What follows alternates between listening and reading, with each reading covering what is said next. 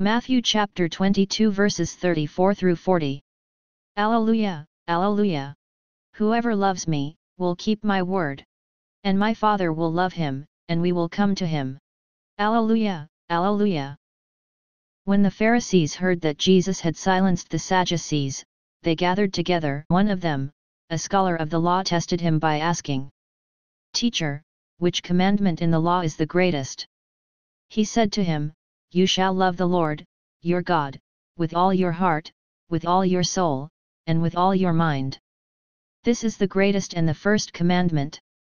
The second is like it, you shall love your neighbor as yourself." The whole law and the prophets depend on these two commandments. The Gospel of the Lord. The Pharisees had classified 613 laws, and often tried to distinguish some as more important than others. The number 613 added together comes to 6 plus 1 plus 3 equals 10, the same number of the commandments. The 603 Pharisaic laws come from elements of God's master principles we call the 10 Commandments. God's 10 laws and the 603 Jewish laws cover all law, business, civil, criminal and religious law. A scholar of the law asked Jesus to identify the most important law. Jesus answered with two quotes from the Old Testament, the Torah, or the first 5 books of the Bible, sometimes called the Pentateuch, Deuteronomy 6:5, love God, and Leviticus 19:18, love neighbor. Jesus quoted the Shema, Deuteronomy 6:4, a statement of faith that is recited daily by every Orthodox Jew. The word Shema comes from the Hebrew word which means to hear. The confession of faith begins with, "Hear, O Israel.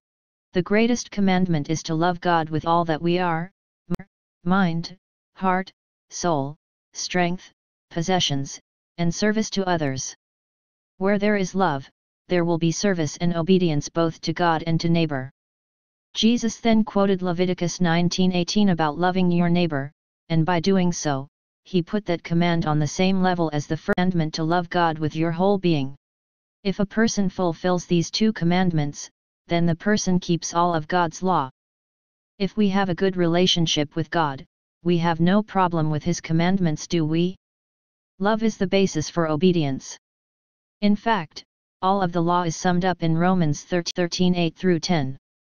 Owe nothing to anyone, except to love one another, for the one who loves another has fulfilled the law.